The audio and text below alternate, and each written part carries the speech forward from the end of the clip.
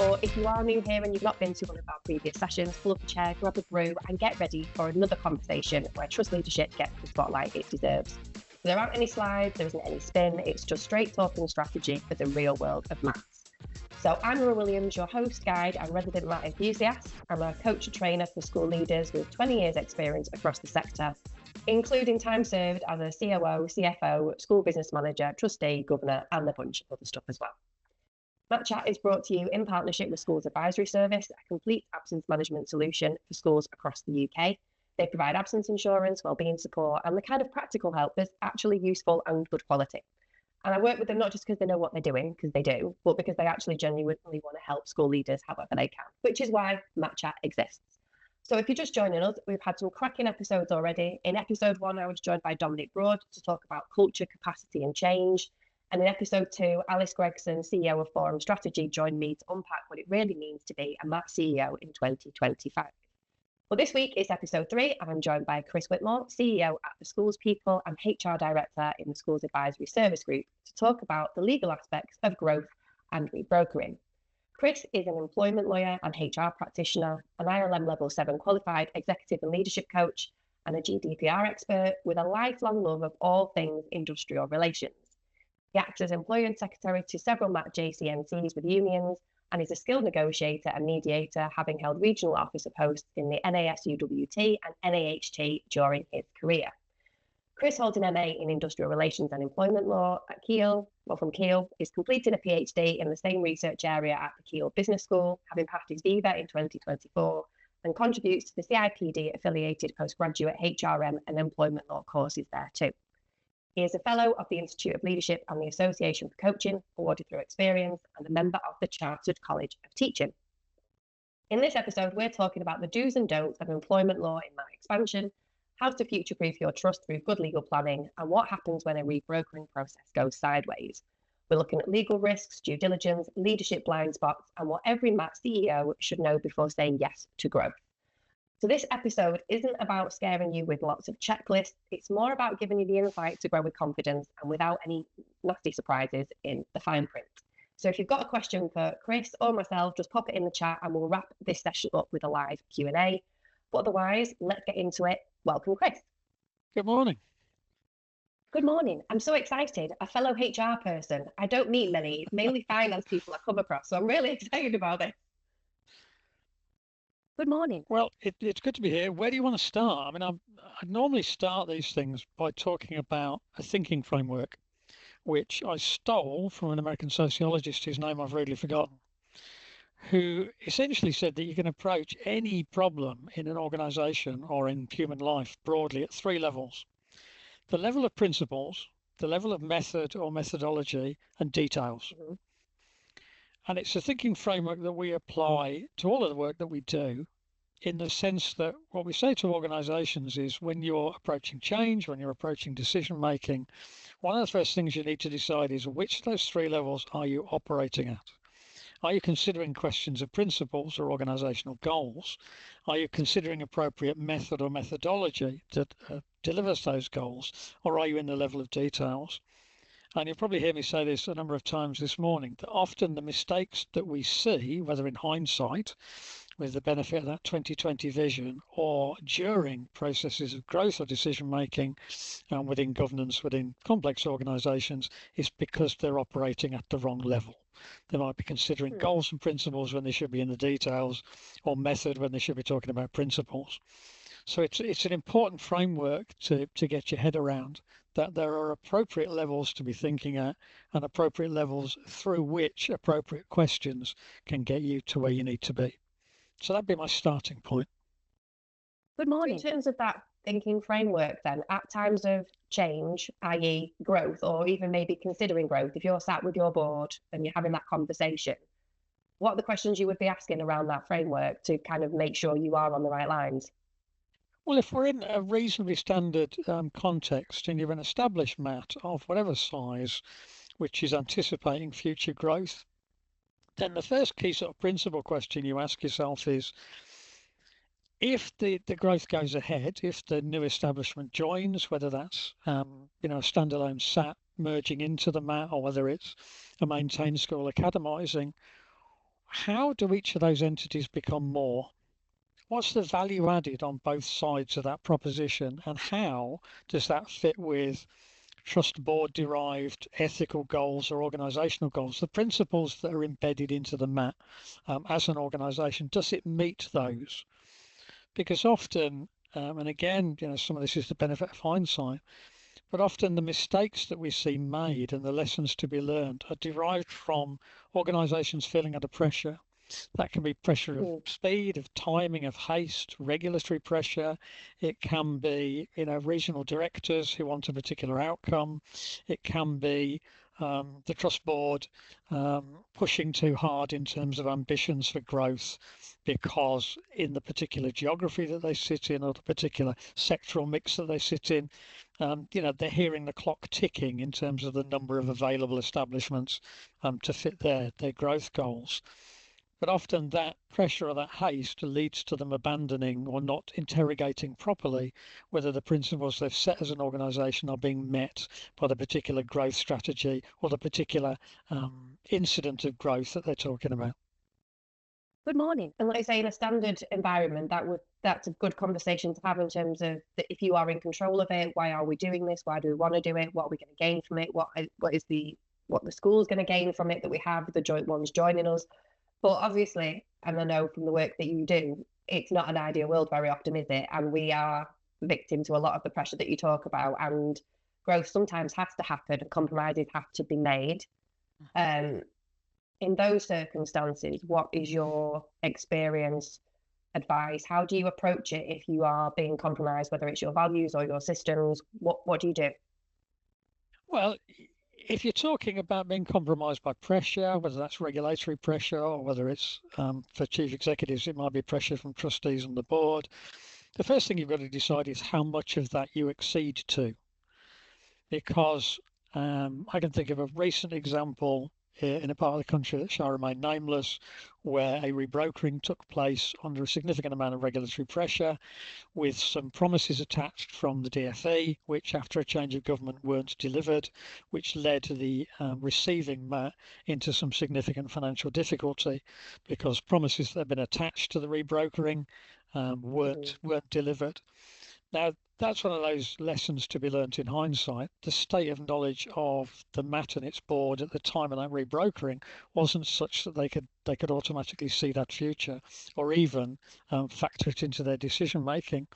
But I think that's the difficulty, that if you have, particularly if you're a MAT that has embedded, whether they're faith derived or otherwise derived, ethical principles built into the DNA of the structure, if you undermine those ethical principles not for convenience, that's probably the wrong phrase, but because you're under pressure of time or pressure to deliver organisational goals, then sometimes the law of unintended consequences means that there are prices to be paid in terms of ineffectual risk management, ineffectual identity or visibility of future liability, and you can then get into a world of trouble.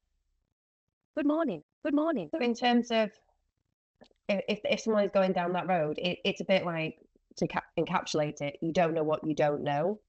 You're in the situation, you're having to deal with what's in front of you. You can only anticipate in the wildest scenario what could go wrong, but you are, for whatever reason, having to continue down this road. So how do MATs protect themselves then, or how, I don't know if you can avoid getting in that situation, but when you're in it, what should MATs do? What should CEOs do and the executive team, and how should the board kind of get involved with those conversations?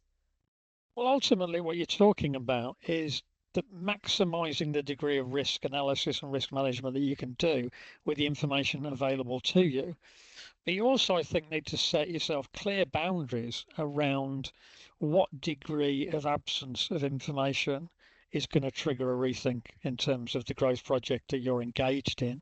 How great a gap does that have to be, or in which aspects of the two entities being brought together effectively, which aspects of that project are going to cause you to go back, not necessarily to the drawing board, but maybe to press the pause button, maybe to go back, bit within my levels. One of the problems that sometimes happens is that if you've undermined yourself at the level of principle, then what happens is that lots of stuff at the level of methodology happens, typically, due diligence processes and all the rest of that, which doubtless we'll get on to discuss. But in the middle of that due diligence stuff, what you've got is a huge flow of information. And the need to be at the outset of a project, I think, an understanding that if what's coming from that flow of information contains mines in the minefield, that there comes a point when we need to leave the minefield. There's only so much navigation of risk you can do. And if you've got potentially, risk liability for the future that you can't quantify, you can't qualify, and therefore you can't manage, then there has to be a trigger, I think, built in the process. And one of the questions that we often ask, trust at the beginning and their executive leadership teams is, what happens if it doesn't happen? Where's the project planning? If this is genuinely a one-way street, then you need to build as much risk management in as you can with information that you can get hold of. But if it isn't a one-way street, then you need to, if you like, have some park benches along the way so that you can sit down and have a think about what you now know, whether that still meets your goals, whether the risk you think is within your risk appetite, where that sits, whether you've got trust board oversight and clear decision making about where your risk capacity and appetite is, and what the projections are if those risks cannot be effectively managed. And that's, I said earlier that one of those key questions is, if you're going to bring two entities together in whatever format and create a bigger entity, there has to be benefit on both sides of that equation. Now, if you end up with unmanageable risk or unquantifiable or unqualifiable risk for the future, then that's failed, hasn't it? Because you can't talk about the value added that the merger or the academisation or the particular incident of growth is going to bring. Good morning. As you were talking, I think, like you say, it's about that robust risk management and also clear articulation and management of expectations in a way. Because I think, having been involved in some of these processes myself, it's always been, I've seen people kind of skipping along and everyone seems happy and it's a foregone conclusion this is going to happen. And then, like you say, something comes to light and everyone's like, whoa, didn't see that coming, we're going to have to readjust. Or like you say, there is a small risk and suddenly it mushrooms into a big risk. And like I say, those park benches, I mean, I've worked with MATChat where they had like working parties or groups where it was a case of milestone checkpoints. So this is where we're up to now. These are the concerns that we've got. Who do we flag these to? And having those conversations as soon as possible. Is that something that you see working quite well, or what systems can you put into to ensure that MATs have that breathing space, I guess? I think there are two really, well, maybe three really important things which I'll try to get in some kind of priority order. With those milestone kind of pauses, sitting on the park bench, whatever analogy you want to apply, one of the things that we found very effective is to ask organisations to speak their expectations out loud. Because one of the things that happens when you move from the level of principle, we're going to explore this, we're going to do this, to the level of method or methodology, is that machinery starts running, familiar things start happening. But sometimes the assumptions, the expectations that are built into those processes become hidden. They simply become silent. And there's a danger in that silence that if you can't clarify, really concisely what your expectations are, or what this project's going to deliver for you, or what you're going to be able to deliver for the other establishment. Because I understand that sometimes the balance, it genuinely is MATs going in to provide additional resources and school improvement and to improve the lives of pupils and communities. So often, the balance is not 50-50. But if you cannot explain that really concisely and clearly and speak those expectations at any point in the process, then I think the decision making becomes more difficult, because often people will then carry those assumed expectations or unexpressed expectations into the future without getting them out on the table or on the bench and working out where you are in relation to the delivery of those. Good morning. I talk a lot about the psychological contract, and it feels that's kind of where you're heading. So for anyone who's listening who's not aware of that, can you explain that? You'll probably explain it much better than me. Well, I'd say to you, Laura, speak your expectations. What framework do you use when you're working with a psychological contract? Because, to my mind, the greatest danger in HR practice, employment law practice broadly, is unexpressed expectations. They are often the heart of going off on a slight tangent, the heart of most grievances, the heart of most parental Yeah. complaints is a lack of clarity in terms of the expectations of the parties and how they've communicated and rehearsed each other's understanding, which is the important thing, particularly, as a member of a trust board in this part of the world. That's one of the things that we emphasize to our trustees, is that you need to mutually check your expectations in terms of how you're proceeding. You need to be able to speak the factors that have gone into your decision making clearly and have them recorded clearly, and understand what they're delivering for the organization. And often, some of the worst kind of incidents of growth I've seen looked at, again in hindsight, are the ones where people have just assumed. They've assumed that the school that's coming in is this. The school has assumed that the MAT that they're joining is that. And what they've done is, and this kind of brings me on, I think, to an important point about due diligence. Just in preparation for this chat, I did some Googling about for different guidance documents on due diligence, and was astonished to discover that, looked at about 6 or 8 of them from some fairly big names that shall remain nameless, but there was very little that talked about qualitative work. There was a good amount of due diligence that said you need this information, these metrics, these numbers. You need to know if they've got these policies, these procedures.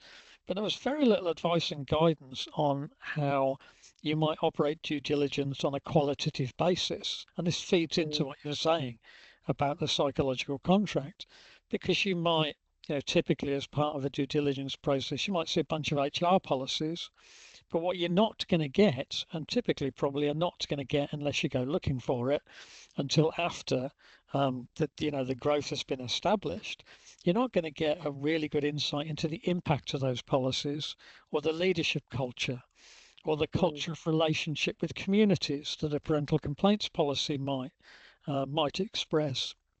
So one of the things that we're often keen to feed into due diligence processes on both sides of a growth project is the qualitative stuff involving, interviewing people, doing survey, feedback, qualitative questionnaires, that kind of stuff, so that you get a much deeper insight into the culture of the establishments which are coming together. Because often the thing that is most difficult to deal with after a transfer has taken place, or a rebrokering or merger has taken place, is cultural non-alignment. And that's particularly so in rebrokering, because in academisation, you have a maintained school of whatever history and culture coming into a MAT that has an established culture.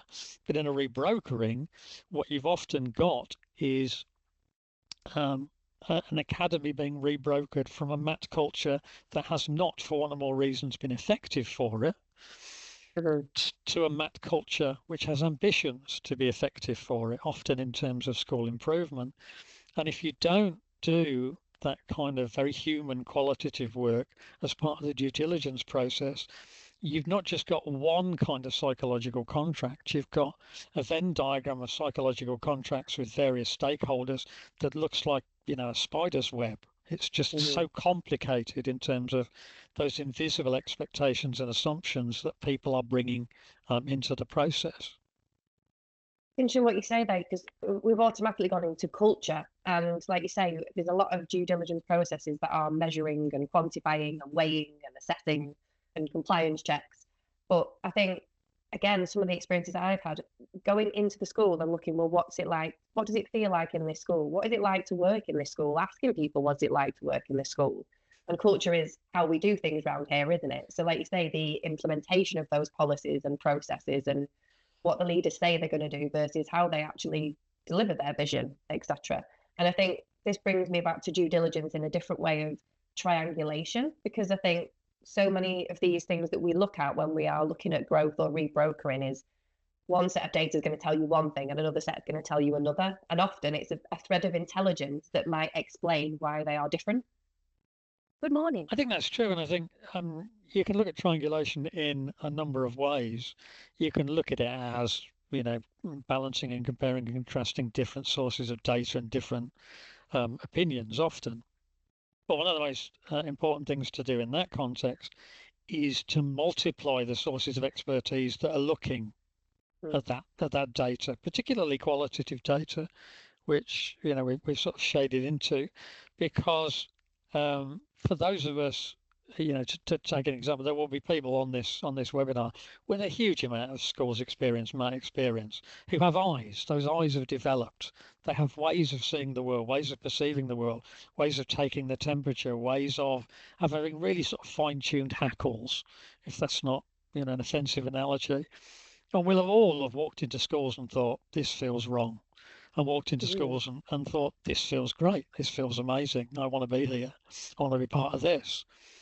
And the more of that expertise, that very deeply human expertise, you can bring into due diligence, the more minds you're going to spot in the minefield, the more little red flags are going to pop up, the more people are going to say, I'll just take a really straightforward example. A lot of due diligence, particularly on the policy side, whether that's health and safety, GDPR, data protection and privacy, HR policies, is really binary. It's kind of, have they got one? And these things are produced and somebody will say, it looks okay to me, and it'll get ticked off, a little tick in the audit box. But if you take GDPR policy, we did a piece of work recently as part of due diligence where we're asking people, what they knew about data privacy. Did they feel that their data was safe? Did they feel that opinions being expressed about them were recorded properly and effectively and communicated? Did they feel that their data was safe and secure and in good hands and within effective systems and processes? And interestingly, this particular organization had a brilliant data protection policy, had all the data protection impact analysis and data sharing agreements. They had just wedges of it.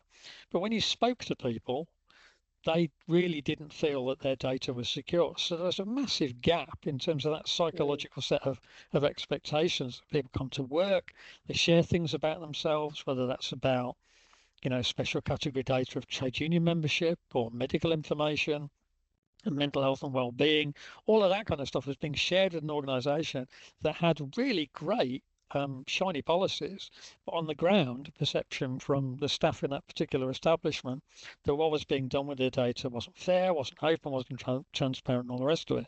And unless you get into that sort of qualitative aspect of due diligence, what you can discover along the line is that there is, and I think many of the people on the call might have experienced this, that an establishment joins a MAT, and all of a sudden the lid is lifted on cultures in that establishment which are broadly perceived by staff to be negative, and you end up with collective grievances and whistleblowing and all sorts of other stuff that on a kind of standardized due diligence process was not going to be revealed.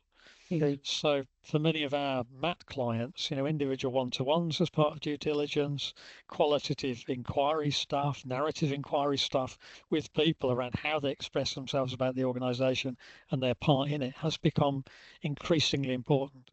And that, I think, is increasingly important if we sort of get back to, the risks of growth and rebrokering in terms of liability. Because if you are, for example, as a MAT, taking on a school that's had some school improvement challenges because you want to improve the quality of education and the quality of pastoral support or whatever in that school, and the first 6 to 9 to 12 to 18 months of that establishment being within your trust is dealing with the pressure cooker lid coming off and all sorts of psychological and emotional whistleblowing stuff and complex complaints and so on, then you're not getting the improvement that you want. And therefore, that sort of principle that you were trying to establish within that growth project has been undermined because you didn't see the mines in the minefield and are now too busy dealing with those rather than dealing with effective school improvement, just as an example. Good morning. It's interesting because we've the centre point of our conversation is legal, but we've automatically gone into people, culture, like non-legal, haven't we? Like the stuff that can't be governed by law.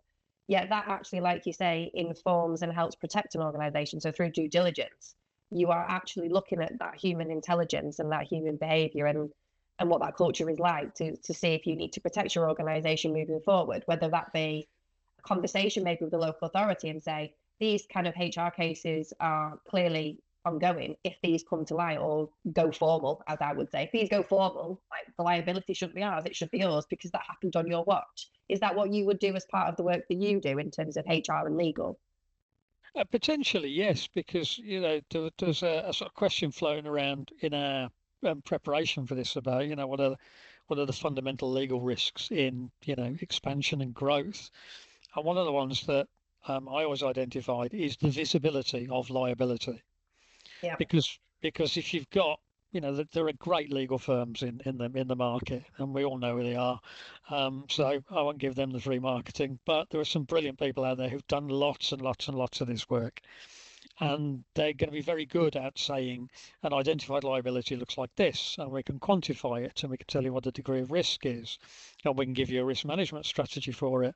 But often the problem is that if you don't have visibility of almost that suppressed liability in Yeah. terms of human relations within schools, then you can't identify it. And if it's not disclosed, you can't identify it. I mean, for one of our MAT clients, we're dealing with an issue at the moment where a really significant personal injury claim on behalf of a member of staff was not disclosed by the local authority. And now the MATs insurers are saying, well, we didn't know about it when you took out the policy, so we're not covering you. The local authority insurers are saying, well, it's transferred to you, so boo-hoo, sucks. That's now your problem. And the issue was that lots of people in the establishment knew. It was absolutely common knowledge. But the standard due diligence processes and the kind of audit approach that was taken to those meant it just didn't appear on a column. It wasn't a tick in the box. But had there been more significant qualitative work, and just a caveat, we've only just started working with this man and weren't involved in the due diligence, but had there been, those sort of one-to-one meetings with people, that would have come out and it could have been Yeah. explored and the liability could have been quantified. So, to my mind, the three really significant legal risks are the cultural risk, invisible liabilities, and non-alignment, that kind of cultural non-alignment that can lead to a huge diversion of leadership time and executive resources into, in your terms, into dealing with those things that all of a sudden have gone formal. Because for a MAT, it's welcome in a sense that the staff in an establishment, having come into your organisation, now feel empowered and confident enough to bring forward issues that they didn't under a previous leadership regime or a previous legal entity, whether that's a maintained school, a SAT, or another MAT. But it's still going to take time, and it's going to divert all of those people from what you're trying to do in changing that establishment and making it greater than it was previously. Good morning. I think as well, thinking about due diligence and the role of the kind of the MAT to kind of execute that on multiple levels and at multiple layers. What is the pressure and how do you kind of keep that vision, like kind of thinking framework that you spoke about at the beginning, consistent all the way through that? In terms of there are a lot of agendas involved, aren't they? And I've sat at the table, so you've got the MAT. You think it's the MAT and the schools, but it's not. There's the local authority, or there's the other MAT. If it's a rebrokering, there's the community. There are other interested parties, I guess, if you like, the DFE. How do you manage that and keep true, I guess, as you move through the process? Well, the real key to that is to keep speak the expectations, speak the principles, and do that every time you're meeting to take into account new information. And the second part of that is to understand that these processes are not cumulative, they're iterative.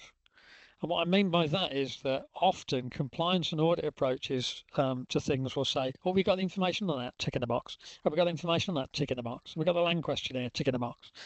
Have we got a big list of the commercial agreements, tick in the box.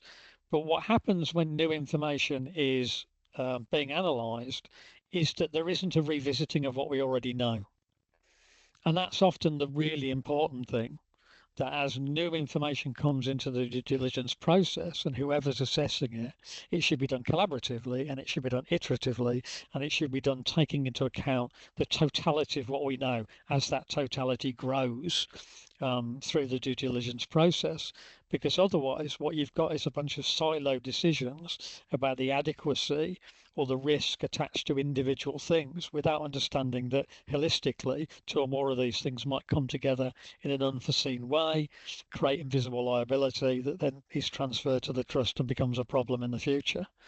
So as well as the sort of park bench, what you need is a massive expanding table so that when you're taking a rest on your park bench and considering all the information, you've to pick up some strands from our conversation, give the maximum of rise on it, the maximum amount of expertise, and the maximum amount of interaction between those different viewpoints and different experiences. That means that if there are, as I said, one or more things that come together to cause trouble, then you understand that. And the analogy I always give, because I'm quite old, is that when I was at school, we used to there was a science experiment involving sodium boats. And for anybody who's not old enough to have done this, it involved making these little boats, putting a little lump of sodium on the end, and then sticking it in a water bath. Now, sodium is a marvellous thing, and you can have an appropriate amount of sodium and you can have an appropriate amount of water. And there's absolutely no problem until you bring the two together. What happens when you bring the two together is that the sodium sets on fire and you can't put it out. And that's the kind of thing about different aspects of due diligence. It might be land, it might be conditions survey, it might be staffing, it might be the leadership structure, it might be the culture, it might be awful relationships with the community. But when you bring those two things together, you need a plan to deal with the risk that is generated by the interaction rather than the risk that's generated by individual aspects of it. So maximize maximum expertise and understand that the process is iterative until the last moment. Good morning. I remember conversations that I've had or meetings that I was in where we'd all get together, we'd all been in the school maybe that week and doing different things for different reasons, met with different people. And it was almost as sometimes as innocuous as, well, someone told me this, and someone would go, well, I had a conversation with someone who told me something completely different. Why is that? And it was almost like being a forensic detective in some ways, in terms of, well, why did they say that? Well, they would say that. And then you end up with the human side of it, because that person has an issue with this person, they've had a complaint about that, or they've got a history, and you end up in the weeds quite a lot, I think. And where I wanted to kind of move to there was some of the detail of that qualitative kind of information then comes an issue for capacity in terms of MATs and due diligence and central teams and getting that expertise or the cost of that expertise. So how do we kind of square that circle to do it in the way that we know it should be done, but maybe are struggling to? Good morning. Well, I think some of that is that the capacity, the skills, the knowledge and the experience to do that within MATs is probably already there. Because the thing about school leaders, executive leaders in MATs is that they are astonishingly capable people, astonishingly intelligent people. It's just about aligning that skills, experience and capacity with decisions that need to be taken. And right at the outset of the project, understanding when you're going to do that, because I empathise very much with what you're saying. Sometimes in these processes you're just being bombarded with a lot of hearsay, and that's why I'd say there are free survey softwares that would do analysis for you. There's quite a lot that could be done through AI in terms of qualitative staff narrative inquiry. You can look at assessing documents for negativity, for example, negative language in terms of free feedback, free text feedback that comes to you. It doesn't all have to be done in a really time intensive way, but what you're looking to do is you're not looking to resolve all of those problems. You're looking to quantify and then qualify the risks that they generate. And that's where sometimes, being involved with people with a high level of experience helps, because, you and I would both be able to differentiate between what is grumbling in the staff room and what is pressure in the pressure cooker that's about to blow the roof off the building. And there's, it's not a binary thing of one or the other. But if you don't do that work, then you're going to do that work the other side of the transfer or the merger or the rebrokering, because they become yours. Those people are going to become yours, or their history becomes yours. That as we would both understand, the nature of TUPE is that at the point of a TUPE transfer, the contract of that person is recreated with the new employer as if it were made with that new employer in the first place. So sometimes you're transferring in 30 years of psychological contract, 25 years of experience of a particular culture, or 2 years experience of a particular culture and 23 years of a more positive culture. So unless you're doing that work what you may end up with is a really effective audit about the presence of systems without any kind of information about the impact of those systems or those policies or those procedures. And that's dangerous. Good morning. Maybe due diligence, as again, as we said, it is multi-layered, but it can be used for multiple purposes in terms of it saves time, like you say, in the future. There are certain things that, like you say, you can't solve there and then. You need to understand that they exist, you need to assess them, determine whether they're deal breakers or not. I would say, like, what are our deal breakers? What are our non-negotiables? Where are the red flags? If I give you a really quick example of something where a medium level of risk was identified through some qualitative work in the growth of a trust, and it was largely a trust that was bringing in relatively small primary schools. And one of the things that was routinely coming through sort of survey and interview feedback with staff in the run up to joining the trust was they felt that in their existing school, their career development had been stifled. So one of the things that we did within that trust was map out career pathways as part of the people plan, so that what that map has is a starting point for anybody, and various career directions that they can take, and a plan with appropriate qualifications framework and time off and support for taking qualifications, and all of that stuff built in to address an issue. And at the point at which the issue first surfaced, it wasn't going to blow the roof off. It was just going to simmer, and the way that it expressed itself was in turnover, because if people needed to develop their careers, they would move on, and we'd lose experienced people to other organisations.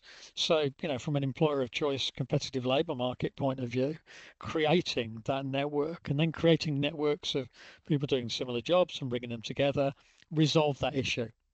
And in terms of, staff voice and feedback and employee engagement stuff thereafter, we knew it had been resolved because people were now talking about the opportunities that had developed for them. But that came from some isolated free text feedback or interview feedback from a couple of people to begin with, and a couple more people, and then a pattern was established.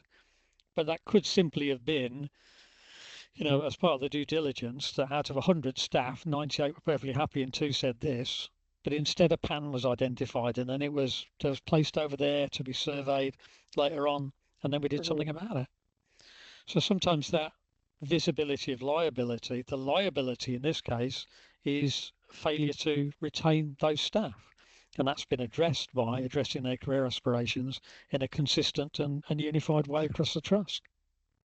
That's definitely layered then, and how you interpret the various parts of information that come in. It's not just a case of, is this acceptable risk or is this not? It's a case of, is this going to present a future risk, whether it be in liability or in an organisational issue that we'll later have to address if we didn't see it coming. So again, it's all about, I used to intelligence. The intelligence that comes through can be just as powerful as the evidence or the data, I guess. Yeah. Do you see any significant differences between the work that you do with growth, moving from a local authority into a trust, and rebrokering in terms of the legal work that you do? Is there anything that happens more often with rebrokering or less often? Good morning. I think often in rebrokering, certainly within most of the rebrokering that's currently happening under the sort of current climate, is that there's a degree of one of the most difficult things to do in processes of rebrokering is to establish positive working relationships with the trust that is losing the school, because often there is a degree, understandably, a degree of reticence to let them go, a feeling that they haven't been given adequate opportunity or adequate resources, or that there are lots of reasons why that establishment being in that organisation has not been successful and delivered one or more of the organisation's goals. So that's a really key thing, to establish clarity of expectations and to speak those assumptions and speak those expectations clearly. But the other thing I think that comes with rebrokering, which isn't the case certainly for voluntary academisation, is time. That sometimes the regulatory pressure or the pressure from regional DFE is really significant, and that often can lead to organisations bowing to that pressure and then having to pick up some of those pieces in the future because the process hasn't been given the time. And particularly, with rebrokering, one of the things I always say to trust boards and CEOs when they're asked to accept rebrokering is there an off ramp? Because often at the beginning of those processes, you'll appreciate there's a problem. The DfE has a problem it views and it needs to resolve. It's got a friendly matter amount with a good reputation that it wishes to leverage as problem solver. And once that's been agreed to, that's it. It's a kind of one way track, and whatever comes out of due diligence is just something that can be dealt with in the future. And what we say to organisations is, right on day one, you've got to push back against that. You've got to say that you've got to retain agency within the principles that your trust board have established for you, because if you don't, then potentially the amount of unmanaged or unseen liability is really significant. An example of that would be a recently rebrokered academy, somewhere in the country that will remain nameless, where promises from the DfE were made, then they didn't flow.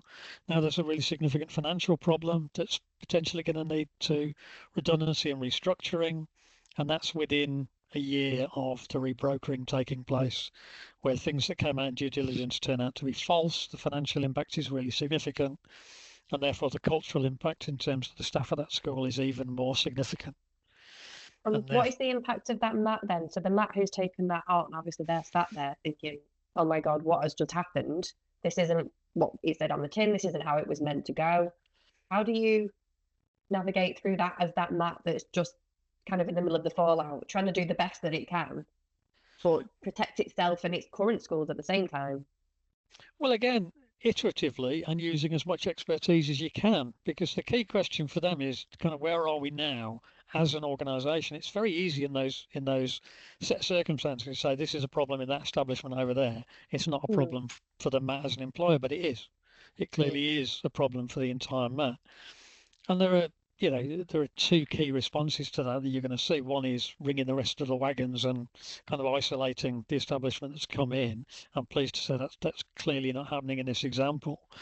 But the other is to look at where agreements can be reached within the community of schools, if you like, for additional support to be transferred, if you like, to the establishment that's struggling, based on a mutual understanding that we were all kind of misled in terms of those assumptions and expectations, and how well. And that, of course, is something that all MAT leaders will recognise, that in a swiftly evolving political context, the promises that are made, the undertakings that are entered into, the finances, they're all a change of wind away from becoming something very different, which is why that sort of thinking piece about being iterative about what you know now and how it impacts on the plans that you had and where you get review points, mileposts, call them what you will, is really, really important work.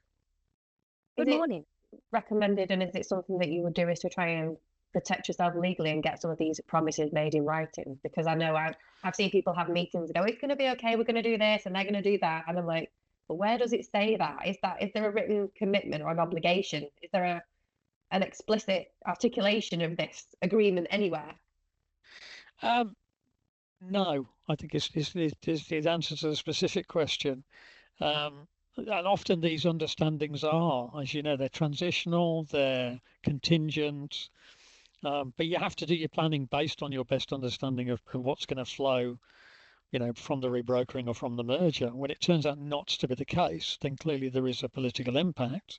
One of the political impacts clearly is that the next time this MAT is approached as a friendly problem solver, they're probably going to be less willing to engage in that problem solving, because there is a kind of unfulfilled IOU from the department for quite a significant sum of money.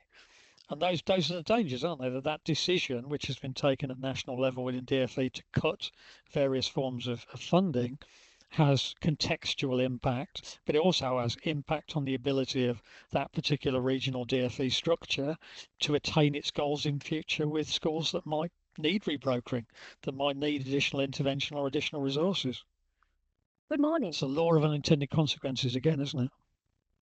It's a scary place to be as a MAT, I think, because everyone is doing it for the right reasons and operating in good faith, and as with so many things, it's just a domino effect, isn't it? One decision or one broken promise away from effectively the whole thing just collapsing or turning into a lot more than it needed to be, basically. So I'm going to open up the chat box for questions. So I'm going to click Q&A, but we'll just keep on talking and summarise what we've been chatting about. And we'll just click on Q&A. So if you've got any questions, please do type in the chat box. Chris, I think just from the conversation that we've had, we've talked a lot about due diligence and ways that we can try and preempt the risks that we face. And we've talked in some cases about scenarios where, despite all the intentions and every effort has been made, we still end up with issues. What are the things that you would say that trusts are likely to do that shouldn't be doing, if that makes sense? We've talked a lot about they must do this, they must do that, this is the best advice. What about what they shouldn't do? The primary thing they shouldn't do is make decisions that don't align with their organisational goals, because that particular context looks temporarily convenient. So if at all possible, my standard advice would be don't undermine the principles that you've set for yourselves, because you've set them for yourselves for really good reasons. Okay. And to undermine that for to bring in a particular school or to merge with a particular standalone trust or whatever may have really significant unintended consequences. Because if you've spent a lot of years focusing and clearly communicating with all manner of communities and stakeholders that your ethical goals are this, this, and this, and then you do something which is in tension with those ethical goals as expressed, then what you're doing is undermining your brand, you're undermining community perception, you're undermining staff and stakeholder perception. And that can express itself in all sorts of ways, in withdrawal of pupils, in loss of pupil numbers, in staff turnover, in all sorts of things that maybe weren't around the table in terms of considerations when the decision about opening discussions with that sat down the road that's been alone for a very long time actually happens. So that's probably the first thing. And I think the second thing, I think, is probably don't rush. So build realistic, time scales to do the work properly and to have time on the park bench. Because I'm not talking about a quick sit down. I'm talking about really iteratively looking at everything revisiting the decisions you've taken today and making sure that those decisions are still manageable and legitimate and serve your goals. Good morning. We've just had a question come in. You're going to love this one. So, as a MAT looking to grow, this is from Sarah, we are investing in due diligence and being open and honest with the schools we take on. But how can we be sure that what we are told is accurate, and how do we find out what we are not being told? Good morning. That's a great question, and I think I'd probably come back to the qualitative stuff, which is that information on a spreadsheet, policies in a zip file or whatever is being transferred to you will only tell you so much. And sometimes they'll only tell you in binary terms whether there is one. There are a lot of policies that, in HR terms, I refer to as existential. They exist. That's it. Yeah. But they're not developing or delivering organisational goals, and not well understood. And it is a really sort of strange way of putting it. There's a sort of Aretha Franklin approach to policies, which is, are they respected? In the sense of, is your policy position developing respect for you as an organisation? So I think my answer to how do you know what you're not being told? You can never completely get a total state of information. And, to quote Dr. Greg House, the TV character, everybody lies. But what you can do in terms of one-to-one interviews is, and I'm sure Laura's experience would match with mine here, people are generally keen to talk about their working lives. They're generally quite open to talk about their working lives. And actually, if you're a school leader, an executive leader in schools, you already have really good and finely tuned radar for when people are not being completely frank with you. And one of the really straightforward techniques that I use in those interviews is, if somebody's told me something, I will instantly rehearse my understanding with them by saying something like, Laura, I've heard you say to me this morning that this is how it is in this school. Is that an accurate reflection? And often then you'll get a bit more nuance, where you get a bit, well, I said this, but I really meant that. So some of it is just dialogue. There's a great deal of information just comes, or intelligence in Laura's terms, that comes from dialogue with fellow schools people. But the other thing is active listening, is speaking your understanding of what people have told you. And sometimes that can be as simple as, interviews that start with, tell me the three greatest things about working here. Tell me about the three things that knock you off most about, working here. How would you prioritize those? What order would you put them in? What's the impact of that? You told me that you don't like it when this happens. How does that impact on you? Do you think that's just you or your colleagues? Do you think some of your colleagues feel like that? And you can get really useful information just about what the particularly leadership culture, but also organizational and systems culture. People will tell you, well, when we need a day off, we have to fill in 3 forms and then we have to, walk 17 miles and post them in a particular filing cabinet. And it's just, and some of that stuff, just bringing in self-service, for example, for a school that's had, paper-based applications can make a real difference. So some of the answers can be simple. But the answer to that question is you're never truly going to know if everything you're told is the truth, the whole truth and nothing but the truth. But you're going to get a pretty good inkling because you are highly skilled, experienced and astute individuals. The other thing I was just thinking as you were talking, and we've said that we absorb a lot of information and we gather and triangulate and assess and weigh everything up. But also I found that being a mirror was sometimes quite helpful. So I'd go in a conversation with one person and I'd be like, oh, right. I'd go in a conversation with the next person and go, oh, I was just chatting to your head of English. They was telling me about this, this and this.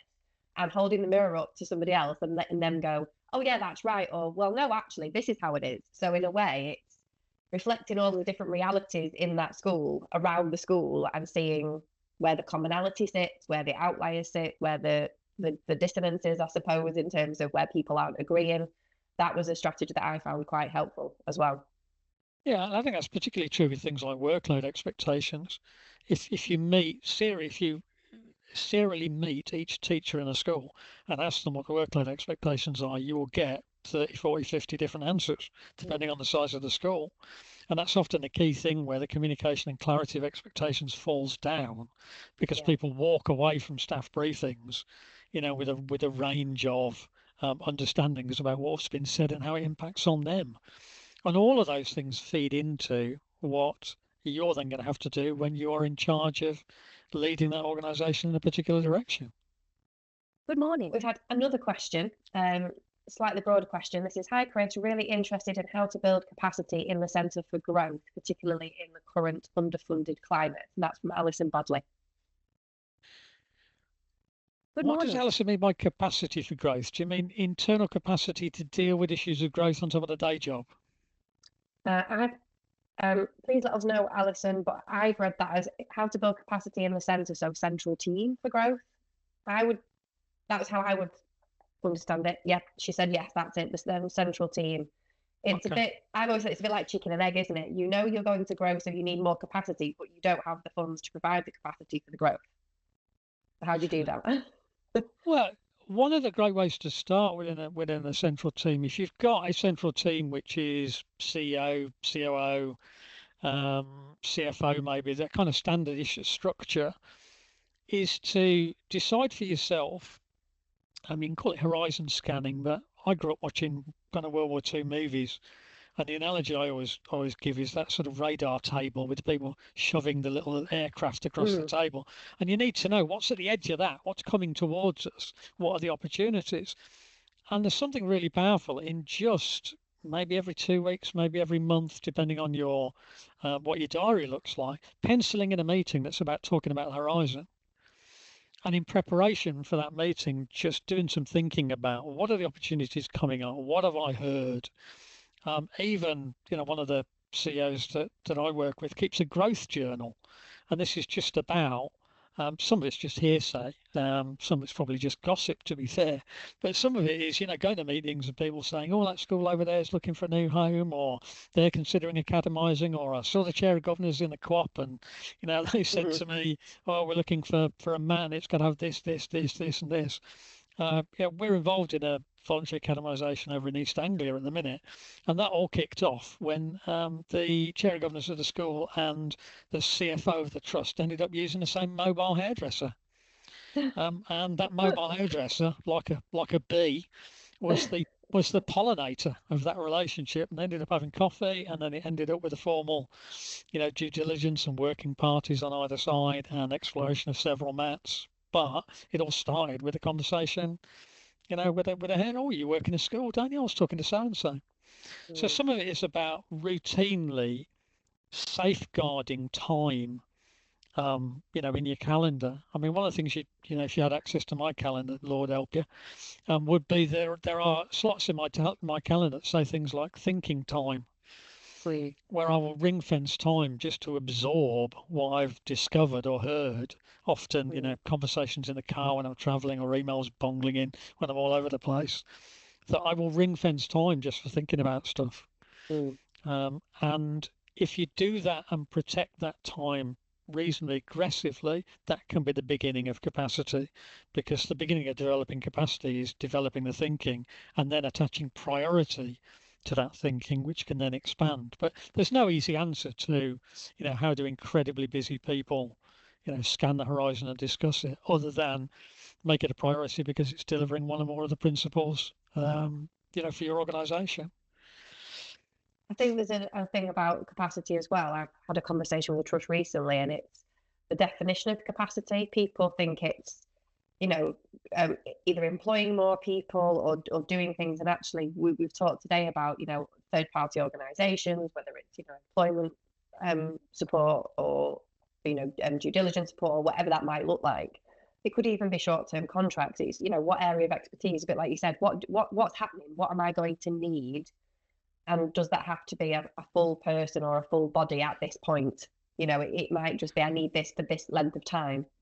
I think that's true. The other thing is, and it sounds like another, capacity training piece of work, but if you don't have a really broad sort of skills, knowledge and experience audit of your staff, I mean, we had a conversation about this very question last year, the year before, and discovered through a skills audit, which that particular man at the time hadn't done, that there was somebody who was working as a teaching assistant in one of the primary schools within the Met, who was a very high level project manager in a previous life, and was perfectly happy to be, promoted on a temporary basis to take some time out. Didn't cost a huge amount. They managed to backfill the TA stuff relatively cheaply, and that person was then, seconded into the central team to develop those projects, do the horizon scanning, do the Googling, do the collecting of documents, bring all that stuff with recommendations for things that should be taken forward. So, in another example, there was a primary head teacher who wanted to explore academisation, didn't think they got the time, couldn't afford TLRs. So I said, well, what about temporary TLRs, TLR3s? Could we afford a couple of those? That could be then given to class teachers. They could take some stuff off the assistant head. The assistant head could take some stuff off you. That's going to give you some capacity for thinking. You then need to aggressively defend that capacity and time and do the work. And that's what they did. And it turned out that the answer was in a completely different way. Part of the organisation. So there are often answers which aren't immediately apparent to those. But Laura is quite right. Capacity is not just about time and effort. It's about time and effort aligned with goals. And often the time amount of that is not as significant as you anticipate it being when you begin the project, particularly if you do that collaboratively. Good morning. Thanks very much, Chris. I think that's all the questions that we've got. Before we wrap up, is there anything you want to say that maybe we've not covered, or any message that you want to leave listeners with? Good morning. Probably this, that, and it wasn't intended, that quite a lot of what's been said today has been about invisible liability in mines and minefield and roofs getting blown off. But actually, growth and rebrokering, merger of any kind, is always a massive broad set of opportunities. And the secret really is that if there's a Venn diagram of doing this properly, it's that your best possible state of knowledge, quantitatively and qualitatively, overlaps with your goals until it's just a circle. And that I think is the key thing. I get quite excited about growth stuff in the MATs we support and individual schools that want to academise, because there is always the prospect that what is going to happen to both of those parties to that growth or rebrokering or academisation is really significant growth, not just growth in the size of the entity, but growth in the skills, knowledge and experience of the human resources and assets that you bring in, but also opportunities to be involved in different communities that might bring different strengths to the trust. And then actually some of that sort of cross-pollination to steal that analogy again, is really exciting stuff. But of course, you've got to keep yourself safe, because you can only deliver that really exciting stuff for pupils and communities if the other stuff is nailed down, if the frameworks are effective, the systems, the relationships, all of that stuff, and that does come back to risk. But yeah, it's an exciting thing as well as it's a risk management thing. I just wanted to sort of balance that at the end of the chat, really. When it works, right? Absolutely brilliantly, yeah. Transformatively, yeah. When it works. You just got to get from A to B. Yeah, and then there's magic. Thank you so much, Chris. I really enjoyed it. Like I say, it's very interesting to me to always speak to a fellow HR person. So I've really enjoyed this. We've had some thanks in the chat, so that's amazing. That is a wrap for us on episode 3 of MATChat. So thank you so much for joining us. I hope today's chat has given you a few light bulb moments, some food for thought, and a reminder that you are not the only one juggling flaming torches in this world of trust leadership. If you liked what you've heard, please make sure you sign up for future episodes over at www.schooladvice.co.uk/MATChat. You'll find the schedule, get details, all the other good stuff there. We're going to be back on the 5th of June when I'll be joined by Johnny Coates, who is the Head of Business and Institution Support Services at Nicholas Postgate Catholic Academy Trust, for a deep dive into the restructuring and development of business functions in a large MAT. Another one of my little projects I find. I'm really looking forward to that one. But until then, thank you again, and we'll see you next time on MAT.